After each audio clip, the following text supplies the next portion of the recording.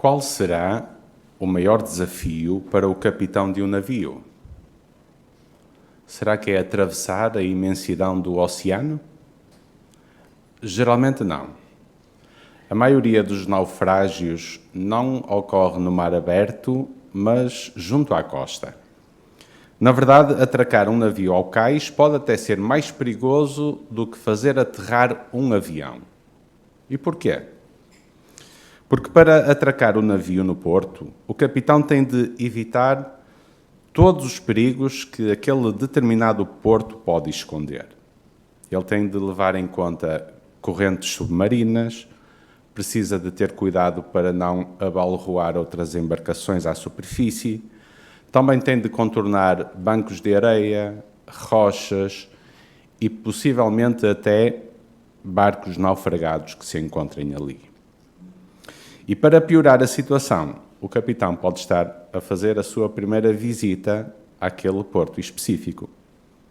Como superar estes desafios? Nestas circunstâncias, um capitão sábio geralmente solicita a ajuda de um piloto de barra, que conhece bem as águas locais. O piloto de barra, também chamado piloto de porto, é um piloto local, conhece bem aquele porto, rochas, bancos de areia, todos os obstáculos.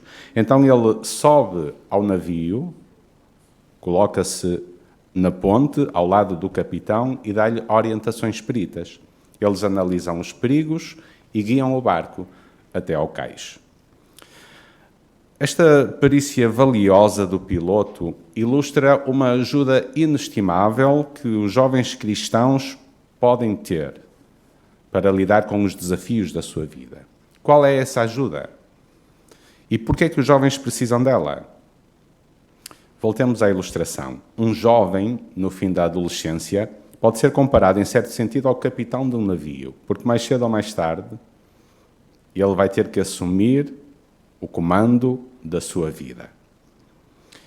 E os pais, ou cristãos maduros, podem ser como o piloto de barra, como alguém que pode orientar nesta fase especialmente desafiadora da sua vida. Com conselhos amorosos, pais ou cristãos maduros podem ajudar os jovens a lidar com estas situações que vão surgir certamente. E quais são as diretrizes mais importantes que um jovem pode receber nesta fase? Nós vamos pedir para colocar a imagem que nos evoca uma situação específica em que alguém deu conselhos preciosos para um jovem. Estamos a falar do rei David, que aconselhou o seu filho Salomão quando este era um jovem inexperiente. Estes conselhos que foram dados a Salomão, nós vamos considerar 3 conselhos específicos, foram dados antes dele começar também um trabalho muito importante, no caso, construir o templo.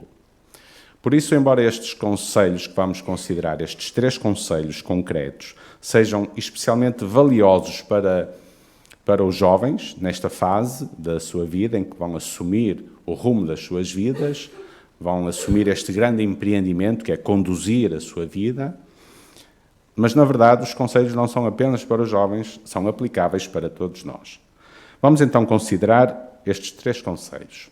Agradecemos a imagem. O primeiro conselho encontra-se em 1 das Crónicas, capítulo 28, o versículo 9, e vamos só ler a primeira parte do versículo, a primeira sentença. Temos aí o primeiro conselho. Diz lá, 1 das Crónicas 28, 9. E tu, Salomão, meu filho, conhece o Deus de teu pai. Podemos parar por aqui. Então, o primeiro conselho era que Salomão conhecesse o Deus do seu pai. Ou seja, não era suficiente para Salomão saber que o seu pai, o rei David, tinha uma boa relação com Jeová, tinha fé em Jeová, e que por isso Salomão também devia fazer o mesmo. Não funcionava desta maneira. Salomão tinha de conhecer a Jeová por si mesmo, e ele fez isso. Da mesma maneira, os jovens cristãos, aqueles que foram criados numa família temente a Deus, entendem bem que não podem viver da fé dos seus pais. Dar continuidade a uma tradição familiar sem estar convencido no coração, não pode sustentar uma relação íntima e duradoura com Jeová. Na verdade, todos os cristãos, sejam jovens ou sejam idosos, precisam conhecer por si mesmos a Jeová. Precisam estar plenamente convencidos da verdade. Precisam que as suas crenças tenham uma base sólida. E qual é a base sólida para as suas crenças? Naturalmente, é a palavra de Deus. Portanto, para conhecer a Jeová por si mesmo, jovens e todos nós precisamos de estudar em profundidade as Escrituras Sagradas. Outra coisa que nos ajuda a conhecer a Jeová é analisar as obras da criação, observar atentamente, junto com meditação. Isto também nos ajuda a conhecer por nós mesmos o nosso Criador. Este, então, foi o primeiro conselho, conhecer por si mesmo a Jeová. Qual é o segundo conselho? Voltamos lá, 1 das Crónicas, capítulo 28, versículo 9, diz... Vamos ler o versículo inteiro agora. E tu, Salomão, meu filho, conhece o Deus do teu pai e serve-o de coração pleno e de alma disposta, pois Jeová examina todos os corações e discerne toda a inclinação dos pensamentos. Se o procurares, ele deixará que o encontres, mas se o abandonares, ele irá rejeitar-te. Então, qual é o segundo conselho? Diz lá, servir a Jeová de coração pleno e de alma disposta. É sempre elogiável participar em atividades cristãs, como assistir regularmente às reuniões, ter uma participação no ministério de campo, mas servir a Jeová de coração pleno envolve mais do que isso. O que é servir a Jeová de coração pleno? Na Bíblia, a palavra coração tem a ver com aquilo que nós somos no íntimo. Inclui o nosso modo de pensar e de agir, os nossos desejos, os nossos alvos, as nossas habilidades e as nossas motivações. Assim, a pessoa que serve a Jeová de pleno coração não permite que outras coisas, como uma carreira académica ou uma carreira profissional, empenhos seculares, dividam o seu coração. Ela também não deixa que a sua adoração a Jeová caia numa rotina e não participa nas atividades teocráticas como que em piloto automático. Como é que nós podemos certificar-nos de que isso não acontece connosco? É por fazermos regularmente uma autoanálise, fazendo perguntas a nós mesmos, como por exemplo, será que eu me preparo diligentemente para todas as reuniões? Será que eu tenho alvos espirituais definidos e me empenho para os alcançar? Procuro melhorar a qualidade do ministério? Fazer periodicamente este tipo de autoanálise vai ajudar-nos a perceber se estamos ou não a servir a Jeová de coração pleno. Qual é o terceiro conselho? 1 das Crónicas 28, agora o versículo 20. 1 das Crónicas 28, 20 diz lá: Depois David disse a Salomão, seu filho, sê corajoso e forte. E começa a obra. Não tenhas medo, nem fiques apavorado, porque Jeová Deus, meu Deus, está contigo.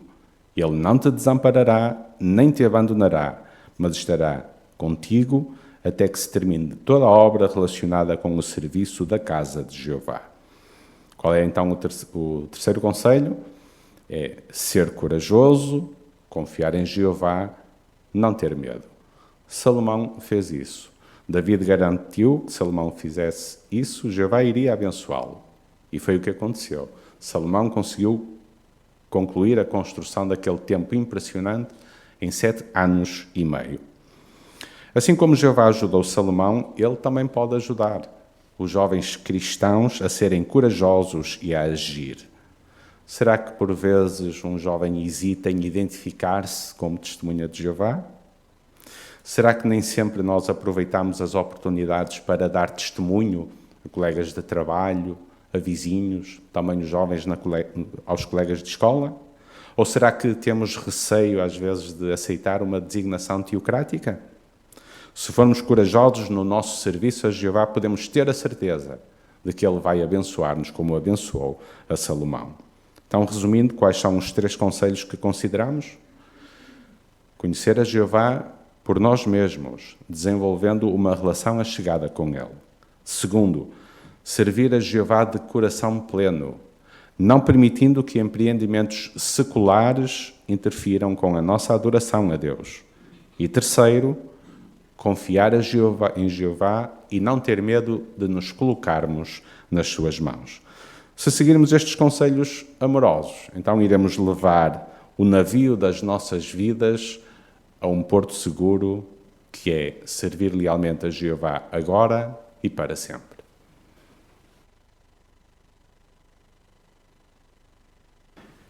Agradecemos muito ao nosso irmão José Carlos pela excelente parte que desenvolveu e trouxe à atenção excelentes conselhos amorosos para os filhos, na qualidade de pai também. E agora vamos dar oportunidade para que todos na assistência possam partilhar as vossas pérolas espirituais e para isso o nosso irmão Ezequiel Ferreira irá dirigir esta parte. Por favor, irmão Ezequiel. Bom, agora, como ouviram, é a vez dos irmãos poderem partilhar com todos nós as pérolas que encontraram na leitura bíblica desta semana. Então, desde já vamos começar com a primeira pergunta, que é baseada em 1 de Crónicas 27, 33, que eu convido alguém a ler. 1 de Crónicas 27, 33. Ali o jovem Luís Henrique, por favor.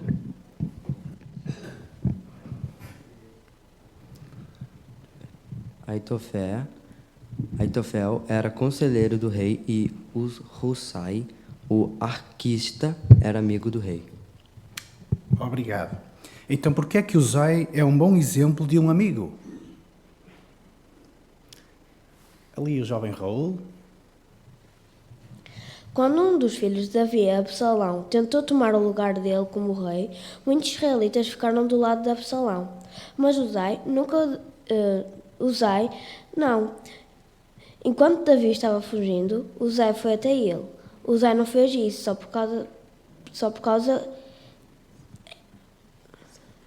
só porque era a sua obrigação como funcionário da corte. Ele fez isso porque era um amigo de verdade. É isso, excelente. Ali a irmã Dulce também, por favor. E Husai é um bom exemplo de um amigo leal porque, primeiro de tudo, Husai era leal a Jeová. Lealdade significa apegar-se bondosamente a um objeto ou a alguém e não desistir até que ele cumpra o seu propósito. Ora, o único ungido ali era David, não era Absalão. Então, Husai apegou-se ou foi leal a Jeová, porque o propósito de Jeová ainda não tinha terminado para com o rei David. Isto nos ensina que os nossos amigos não devem ser aqueles que têm as mesmas preferências ou os mesmos gostos, mas aqueles que amam e são leais a Jeová, porque essa base vai fazer com que a amizade perdure para sempre. É isso, obrigado, irmã Dulce. Também... Deu-me agora uma branca. Sim, tu.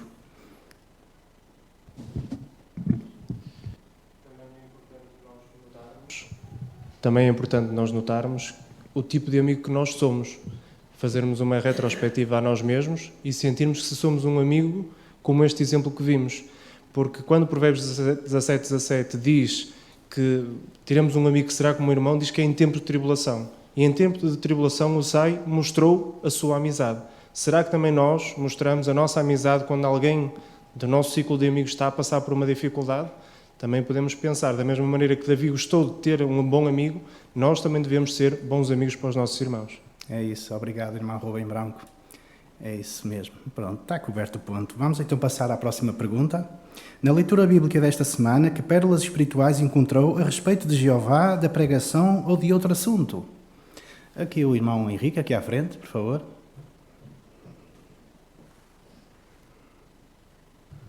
Capítulo 29, versículos 1 e 3, nós sabemos que o rei David queria muito construir o templo para Jeová, mas no versículo 1 ele diz que seria o seu próprio filho quem Jeová escolheu para esta tarefa. Da mesma forma, hoje, por limitações de idade ou de saúde ou de outros fatores, podemos não receber uma designação ou um privilégio que queremos muito. Se estivermos nesta situação, podemos aprender com o exemplo do rei David. Quando ele soube que não teria este privilégio, ele fez por apoiar a pessoa que recebeu esta designação. Ele até mesmo fez contribuições pessoais generosas para apoiar esta designação, para a construção do templo. É isso, obrigado, excelente. Também aqui o irmão Moisés, também, à frente, por favor. No capítulo 28, o versículo 10, Davi diz a Salomão para ter bem em mente que Jeová o escolheu para construir uma casa como santuário, e disse-lhe para ser corajoso e começar a obra. Do mesmo modo, Jeová escolheu-nos para continuar com a obra que Ele nos designou. Em momentos em que podemos estar mais ansiosos ou até sentirmos de pouca utilidade, temos que nos lembrar que Jeová nos escolheu. É um privilégio enorme. E há sempre algo que podemos fazer. Podemos ajudar numa limpeza, podemos ajudar um irmão que não tem carro, dar-lhe boleia, perguntar a um irmão mais idoso como é que ele está. Ou seja, temos sempre alguma obra a fazer. Obrigado pelo conselho. Também lá em casa vamos ouvir a irmã Aldina Rebelo, por favor. Olha, em 1 Crónicas 29, 10 ao 13, me ensina que nas nossas orações devemos dar prioridade a assuntos relacionados com Jeová. Temos muitos motivos para expressar-lhe louvor e agradecimentos de coração com toda a sua bondade. Não é? Mas Jesus forneceu a oração modelo registrada em Mateus 6, do 9 ao 13, por meio dela, ensinou-nos a orar para que o nome de Deus fosse santificado, isto é, tratado como santo ou sagrado. A seguir pede-se que o reino de Deus venha e que a vontade divina seja feita na terra assim como no céu. Foi somente depois de ter abordado esses importantes assuntos, referentes a Jeová, que Jesus deu atenção aos interesses pessoais. Por isso, da mesma forma, ao darmos a Deus o primeiro lugar nas nossas orações, mostramos que nós estamos interessados apenas no nosso próprio bem-estar. Obrigado. Ali a irmã Maria, aqui a meio, por favor, Maria Barroso. Eu gostei bastante de 1 Crónicas 29, 9, que mostra que é muito bom fazermos ofertas voluntárias, mas temos que ter o coração pleno, ou seja, começa primeiro no nosso coração. Temos que ser generosos, primeiro cá dentro, e depois é que podemos colocar em ação. E como será em ação? São muitas as maneiras. Pode ser através de uma construção do Salão do Reino, também numa limpeza, numa assembleia. Isso revela, então, a nossa generosidade e também traz muita alegria, como nós vimos no final do versículo. É isso mesmo, obrigado. Lá ao fundo, o irmão António, por favor. Achei muito interessante também um outro aspecto do versículo 10 do capítulo 28, quando Davi diz: tem bem em mente que Jeová te escolheu. Oh, meu filho, que privilégio, tem bem em mente isso. Ora, hoje também os pais podem imitar isso, não é? Em relação aos seus filhos, também podem mostrar o grande privilégio que eles têm de conhecer a Jeová, mesmo da tenra idade. Por exemplo, que grande privilégio pode ter um jovenzinho, ainda criança, mas, por exemplo, já ser publicador. Que grande privilégio. Os pais também podem incentivar e sensibilizar os filhos a isso. É isso, obrigado. Ao lado do irmão Luís. O primeiro livro de 28:9 mostra então que nós devemos sempre procurar em cultivar qualidades. E o versículo mostra-nos que é ter um coração pleno. O discurso falou, então o que é ter um coração pleno? Aquele coração que ama a Jeová, está decidido a fazer a vontade dele e cumprir os seus requisitos. É verdade que não é um coração perfeito, mas quer ser obediente e aceita ser corrigido. E nós devemos querer ter mais qualidades, cultivar estas qualidades. Querer ser corrigidos exige esforço, não é fácil, mas nós podemos ser ajudados por outros na congregação. E como nós vimos ontem na Assembleia, Jeová orgulha-se mais quando temos humildade do que habilidade. E um coração humano bate cerca de 100.000 vezes por dia, e todas elas deviam ser para Jeová. É isso, obrigado. Aqui a irmã Inês, por favor, aqui à frente. Em 1 das Crónicas 29:14, David reconheceu que quando damos alguma coisa a Jeová, estamos apenas a devolver parte do que ele já nos deu.